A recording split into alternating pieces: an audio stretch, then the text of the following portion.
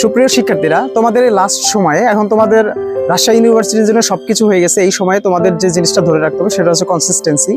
তো আমি আমার বিশ্ববিদ্যালয়ে যারা চান্স পেয়েছে, আমার নিজের অভিজ্ঞতায় আমি চান্স পেয়েছি থেকে আমি যেটা বলতে চাই বা আমি যেটা তোমাদের জানাতে চাই সেটা হচ্ছে যে রাজশাহী ইউনিভার্সিটিতে সবাই মেধাবী কিনা সেটা আমি নিশ্চিতভাবে জানি না, কিন্তু যারা রাজশাহী ইউনিভার্সিটি সহ বিভিন্ন ইউনিভার্সিটিতে চান্স পেয়েছে তারা সবাই অসম্ভব রকমের পরিশ্রমী।